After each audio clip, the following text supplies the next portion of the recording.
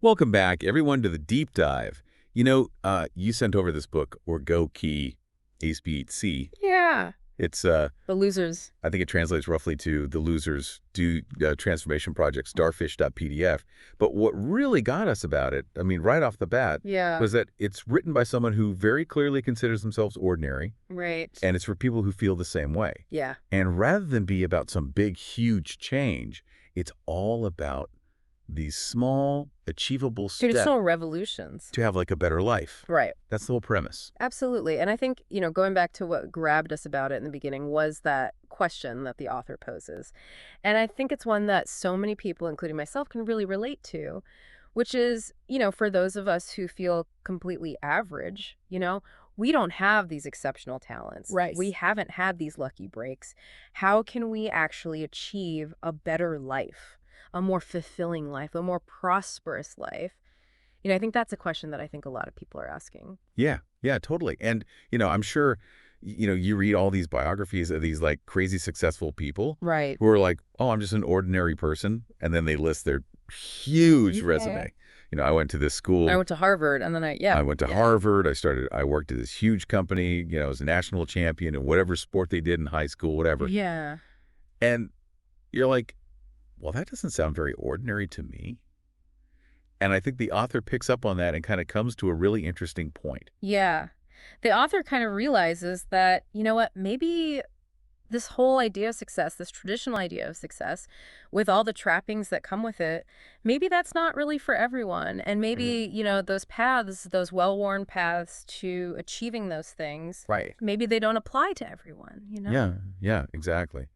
And so I think, the book kind of pivots in a really interesting way to talk about, not necessarily becoming like some huge success or like a billionaire or whatever. Right.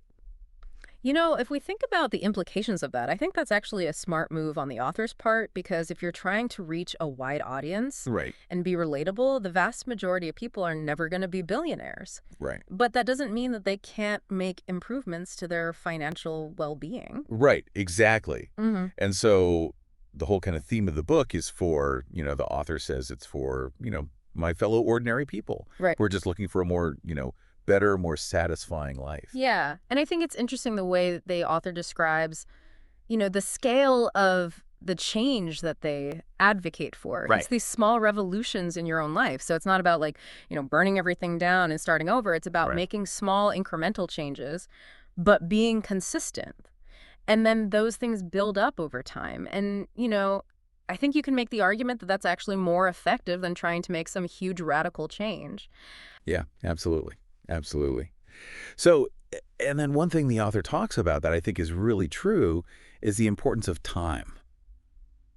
For someone who isn't, an instant success, an overnight success. Right. Time is so important. Yeah. The author makes this distinction, which I think is really insightful. Yeah. Which is that, there are some people who maybe through whatever, innate genius they have, maybe through their upbringing, they're able to achieve these really great things without putting in, an exorbitant amount of time. Right.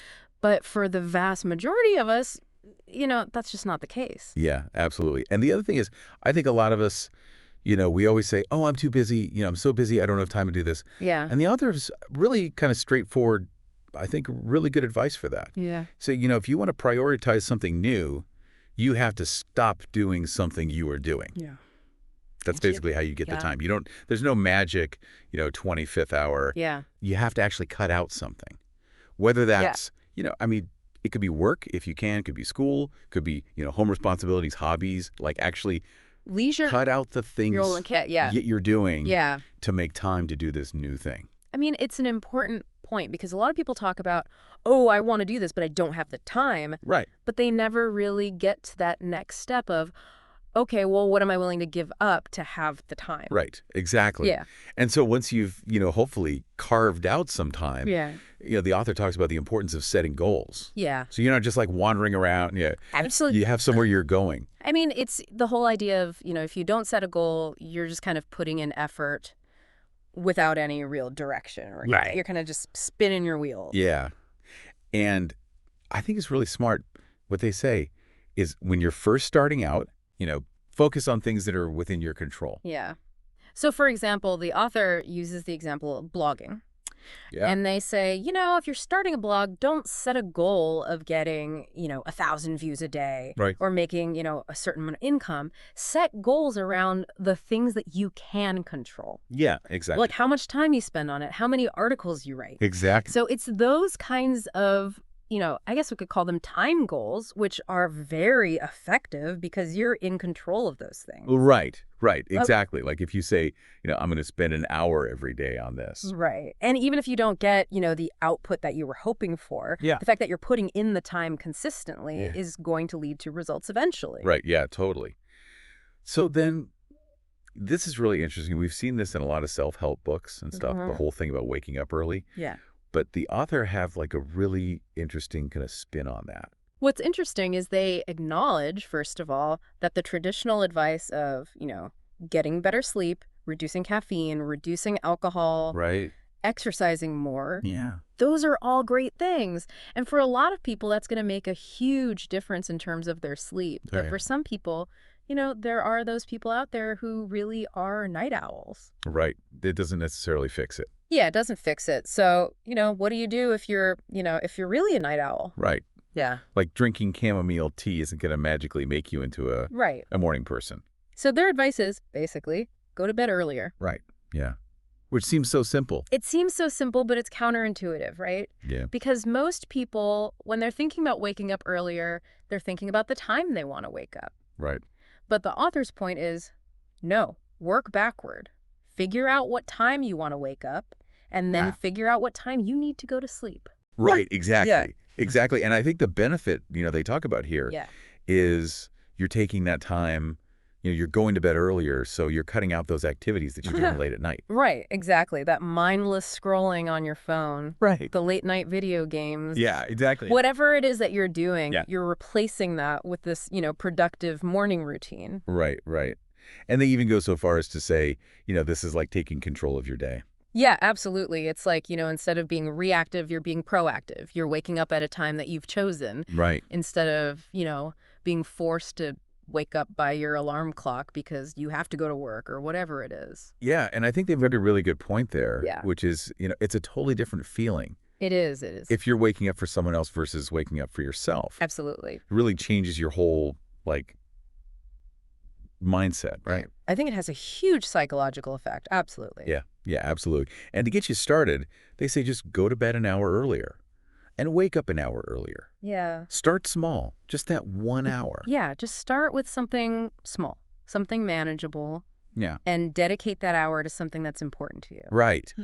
That's a really good point. Yeah. And so what about that time? Like, what are you going to do at that time? They have some, specific things they say to do. Yeah.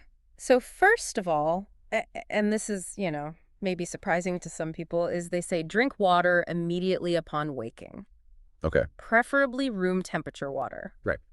And the reasoning for that is, you've been asleep for however many hours. Yeah. You're dehydrated, right? Yeah. So rehydrating first thing in the morning is going to help get your digestion going, get your circulation going, get your mind working. Right. Most people reach for, the coffee or whatever. Exactly. But water actually makes a lot of sense. Absolutely. Then they also talk about, sunlight. Yeah, so this is where they get a little bit, I guess, counterintuitive. The traditional advice is get sunlight in the morning. Right. And that's true. It helps to regulate your circadian rhythm. Right. It signals to your body that it's time to wake up. Yeah.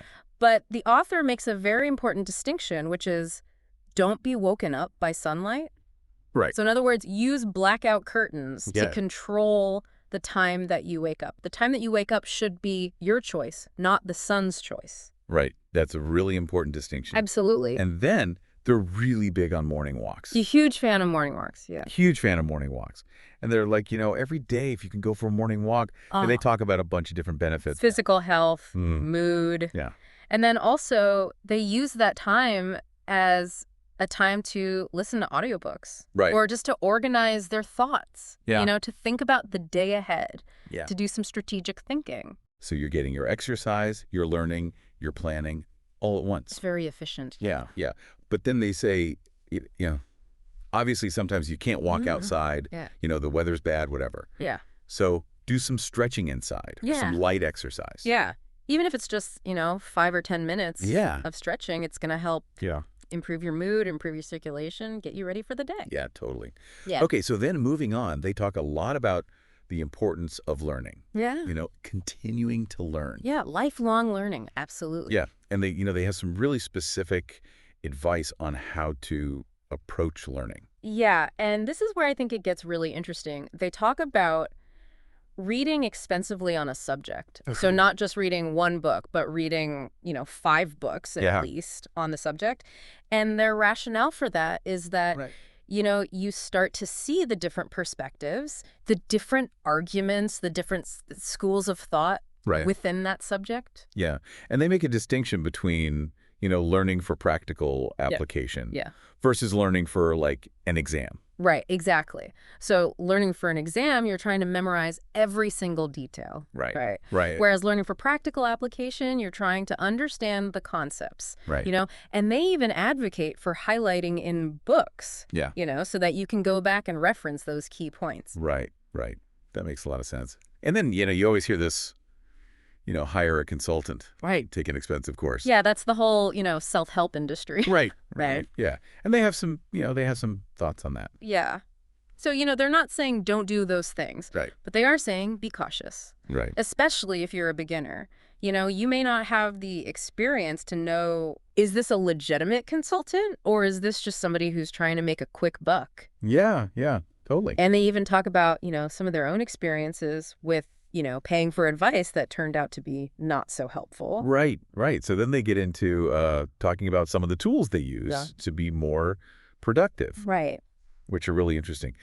One of the things they're really big on is dual monitors. Yeah, huge fan of dual monitors. And, the reason for that is, it just expands your workspace so much. Yeah. And even if you just get, a relatively inexpensive second monitor, it's going to make a huge difference in terms of your efficiency. Yeah, totally.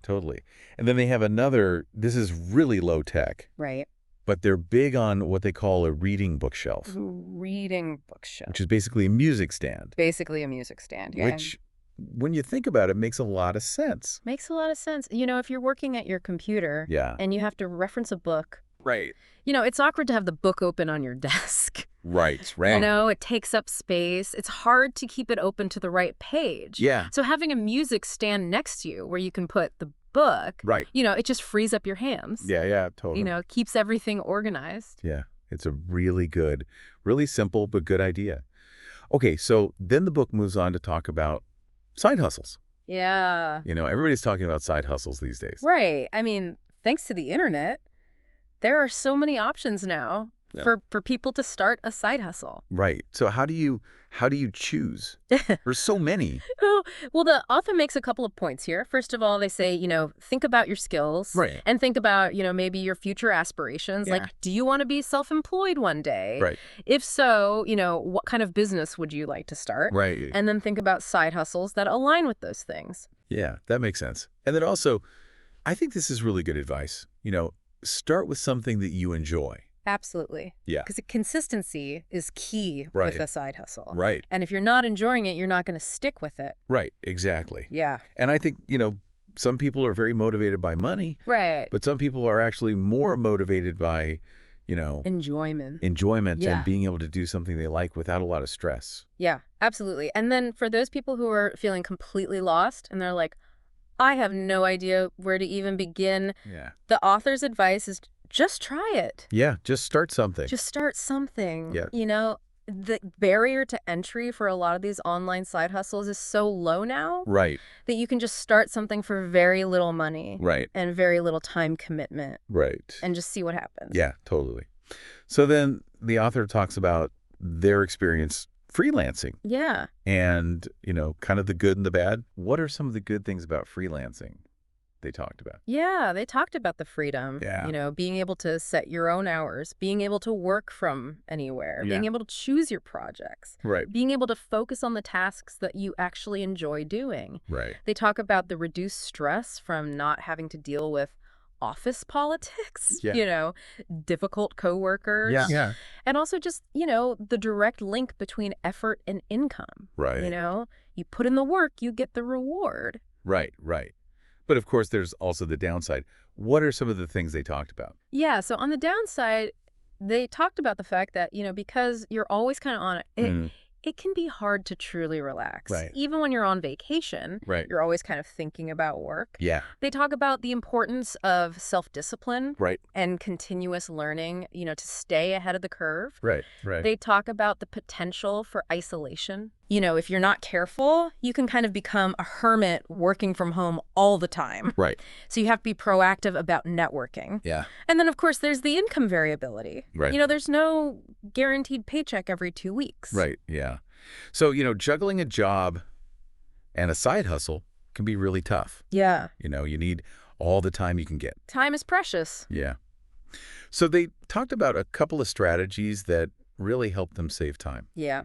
So I think this one's going to resonate with a lot of people. Yeah. They talked about reevaluating their commute. Okay. And they said, the most impactful thing I did was I moved closer to work. Right. And they said, I went from spending an hour each way commuting to 5 minutes. Yeah. And they said that was a huge time saver. Yeah. That's a ton of time. Yeah. Yeah. I mean, you think about it, that's 2 hours a day that you're getting back. Yeah. And they encourage people to really consider, if you have a long commute, can you move? Is that an option for you? They acknowledge that it's not always easy or cheap. Yeah. But, if you can do it, it can make a huge difference in your life. Yeah. Could be really worth it. Okay. So what about, some more kind of, daily type strategies? Yes. Yeah. So they talked about leveraging home appliances. Yeah. Things like robot vacuums. Yeah. Dishwashers, washer-dryer combos. Yeah. Things that can automate some of those chores and free up your time. Right, right.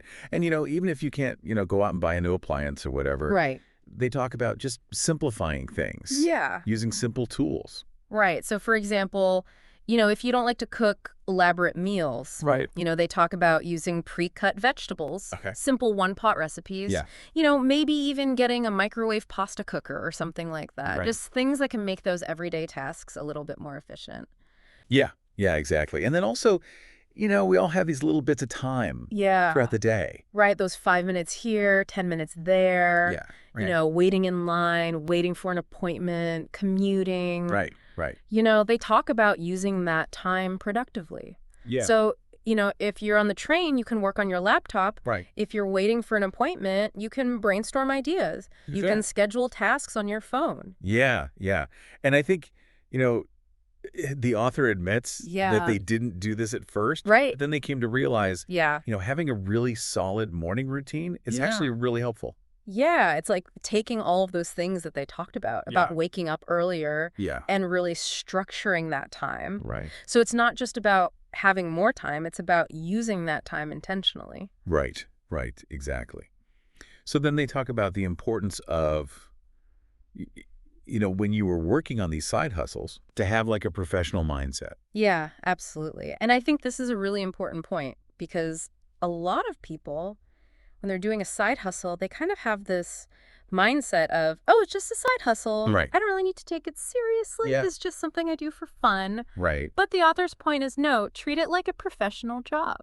Yeah. Yeah. And if you do that, it's going to show in the quality of your work. Right. And it's going to lead to better results. Yeah, I think that's a really good point. You hear a lot of advice about, find a mentor. Right. But they kind of flip that around. Yeah, this is really interesting. They say, if you're feeling stuck, if you've hit a plateau, right, connect with people who are just one step ahead of you. Right. So, for example, let's say you're trying to make money from your side hustle and you're just starting out. Okay. Connect with somebody who's making, maybe 50,000 yen a month. Okay. Not somebody who's making 1,000,000 yen a month. Right, right. Because that's just going to be demoralizing. Yeah. It's going to make you feel like you're never going to get there. Right. Whereas if you connect with somebody who's just a little bit ahead of you, it's going to be more motivating. It's going to give you a clearer idea of what you need to do. Right. And also, it's more likely that you're going to be able to connect with that person on a personal level. Yeah. Yeah, that's a really good point. And they also make this point about, when you do ask for advice, right, make sure you've actually tried things yourself. Absolutely. Don't just go to somebody and say, hey, tell me how to do this. Right. Go to them and say, hey, I've been trying to do this. I'm having this problem. Mm-hmm. Can you help me? Yeah. Yeah. That's a good point. Okay. So let's talk about the bigger picture here. Yeah. They talk about, the whole idea of job security. Right. And they have a a pretty strong opinion on that. Yeah. Their point is that, at the end of the day, companies are responsible for their own survival. Right. They're not responsible for your job security. Yeah. Yeah, I think that's true. And it can be easy to forget that. Yeah. We kind of get lulled into this sense of security when we have a job. Right. But the reality is, the company could go bankrupt. You could get laid off. Any number of things could happen. Right. So what are some of the specific risks they talk about? They talk about, the risk of the company failing, the risk of being laid off. Right. They talk about the risk of becoming too specialized. Yeah. Becoming a niche talent where your skills are only applicable to that one company. Right. And then if that company goes away, you're kind of out of luck. Yeah, that makes sense. Yeah. And so they really see side hustles as this way to kind of protect yourself. Right, absolutely. Against those things. Yeah. It's about diversifying your income streams, developing your skills, having more control over your life. Yeah. And they even go so far as to say, if you're in an environment where you're not allowed to have a side hustle, like maybe change your environment. Right, yeah, absolutely. And they have this really great line at the end of that section, which is that persistence is power. Persistence is power, yeah. And they talk about their own experience with blogging, which I think is really inspiring. Yeah. They said, I blogged for 6 years before I really saw any significant results. Yeah. But I stuck with it. Yeah. And eventually paid off. Yeah, that's really amazing. Yeah. So then they kind of pivot to talking about their own experience of quitting their job. Yeah. And becoming a freelancer. Yeah. Which is obviously a huge step. Yeah, absolutely. And they talk about that decision and they say, it was really driven by this desire for change. Yeah. They were unhappy with their job. They wanted something different. But they also make a really important point, which is that freelancing or starting a business isn't the only way to achieve that. Right. That's an important point. Yeah. So if you're unhappy at work, you don't necessarily have to quit and become a freelancer. Absolutely. So what do you do then? Right. So they lay out these 3 really interesting steps. Yeah. So the first step, and this is really important, is to identify your dissatisfactions. Correct. And be specific. Really pinpoint what it is about your job or your company that you've done